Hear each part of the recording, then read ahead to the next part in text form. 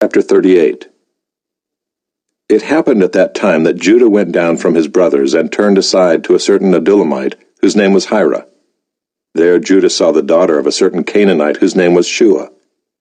He took her and went into her, and she conceived and bore a son, and he called his name She conceived again and bore a son, and she called his name Onan. Yet again she bore a son, and she called his name Shelah. Judah was in Chezib when she bore him. And Judah took a wife for his firstborn, and her name was Tamar. But Judah's firstborn, was wicked in the sight of the Lord, and the Lord put him to death. Then Judah said to Onan, "Go into your brother's wife and perform the duty of a brother-in-law to her, and raise up offspring for your brother."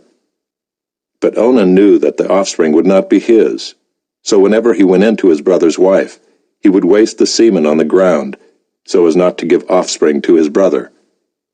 And what he did was wicked in the sight of the Lord, and he put him to death also. Then Judah said to Tamar his daughter-in-law, "Remain a widow in your father's house, till Shelah my son grows up," for he feared that he would die like his brothers. So Tamar went and remained in her father's house. In the course of time the wife of Judah, Shua's daughter, died. When Judah was comforted, he went up to Timnah to his sheep shearers, he and his friend Hira the Adullamite. And when Tamar was told, "Your father-in-law is going up to Timnah to shear his sheep," she took off her widow's garments, and covered herself with a veil, wrapping herself up, and sat at the entrance to Enaim, which is on the road to Timnah. For she saw that Shelah was grown up, and she had not been given to him in marriage. When Judah saw her, he thought she was a prostitute, for she had covered her face. He turned to her at the roadside and said, "Come, let me come in to you," for he did not know that she was his daughter-in-law. She said, "What will you give me, that you may come in to me?" He answered, "I will send you a young goat from the flock." And she said, "If you give me a pledge until you send it." He said, "What pledge shall I give you?" She replied, "Your signet and your cord and your staff that is in your hand." So he gave them to her and went into her, and she conceived by him. Then she arose and went away, and taking off her veil she put on the garments of her widowhood. When Judah sent the young goat by his friend the Adullamite to take back the pledge from the woman's hand, he did not find her. And he asked the men of the place, "Where is the cult prostitute who was at Enaim at the roadside?" And they said, "No cult prostitute has been here." So he returned to Judah and said, "I have not found her." Also the men of the place said, "No cult prostitute has been here." And Judah replied, "Well, let her keep the things as her own, or we shall be laughed at. You see, I sent this young goat, and you did not find her." About 3 months later, Judah was told, "Tamar, your daughter-in-law, has been immoral. Moreover, she is pregnant by immorality." And Judah said, "Bring her out, and let her be burned." As she was being brought out, she sent word to her father-in-law, "By the man to whom these belong, I am pregnant." And she said, "Please identify whose these are, the signet, and the cord, and the staff." Then Judah identified them and said, "She is more righteous than I, since I did not give her to my son Shelah." And he did not know her again. When the time of her labor came, there were twins in her womb. And when she was in labor, one put out a hand, and the midwife took and tied a scarlet thread on his hand, saying, "This one came out first." But as he drew back his hand, behold, his brother came out. And she said, "What a breach you have made for yourself." Therefore his name was called Perez. Afterward his brother came out with the scarlet thread on his hand, and his name was called Zerah.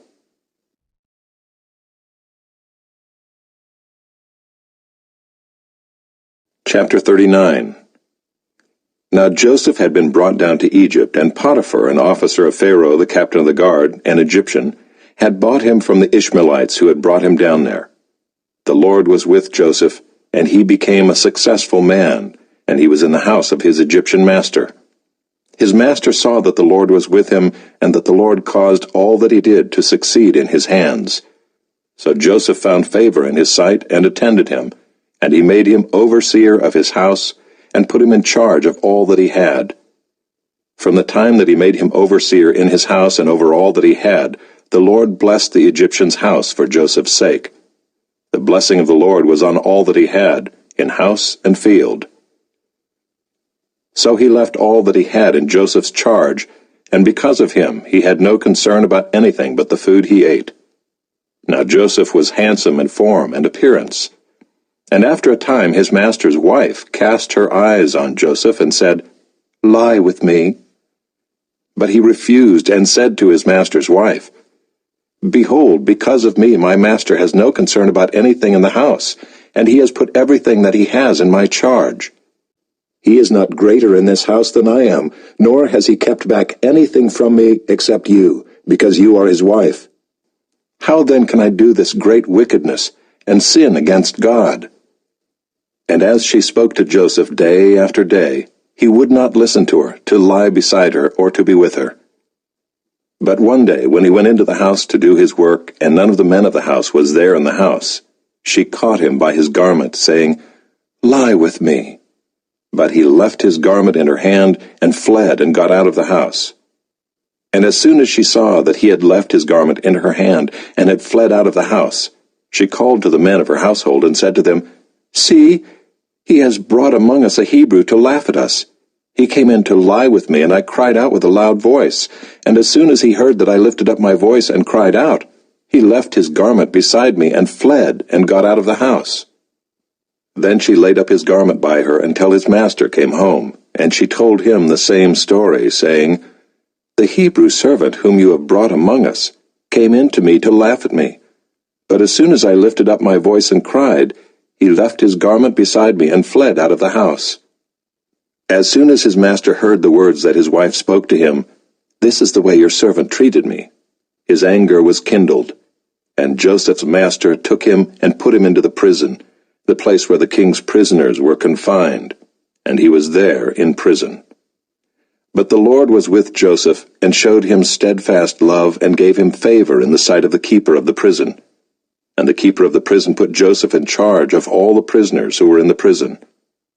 Whatever was done there, he was the one who did it. The keeper of the prison paid no attention to anything that was in Joseph's charge, because the Lord was with him. And whatever he did, the Lord made it succeed.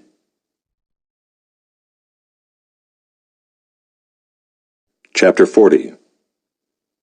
Sometime after this, the cupbearer of the king of Egypt and his baker committed an offense against their lord the king of Egypt. And Pharaoh was angry with his two officers, the chief cupbearer and the chief baker, and he put them in custody in the house of the captain of the guard, in the prison where Joseph was confined. The captain of the guard appointed Joseph to be with him, and he attended them. They continued for some time in custody.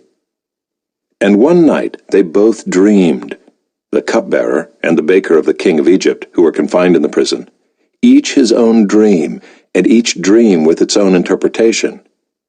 When Joseph came to them in the morning, he saw that they were troubled. So he asked Pharaoh's officers who were with him in custody in his master's house, "Why are your faces downcast today?" They said to him, "We have had dreams, and there is no one to interpret them."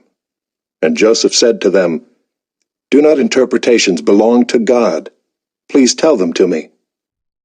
So the chief cupbearer told his dream to Joseph and said to him, "In my dream there was a vine before me, and on the vine there were 3 branches. As soon as it budded, its blossoms shot forth, and the clusters ripened into grapes. Pharaoh's cup was in my hand, and I took the grapes and pressed them into Pharaoh's cup, and placed the cup in Pharaoh's hand." Then Joseph said to him, "This is its interpretation. The 3 branches are 3 days. In 3 days Pharaoh will lift up your head and restore you to your office, and you shall place Pharaoh's cup in his hand as formerly, when you were his cupbearer.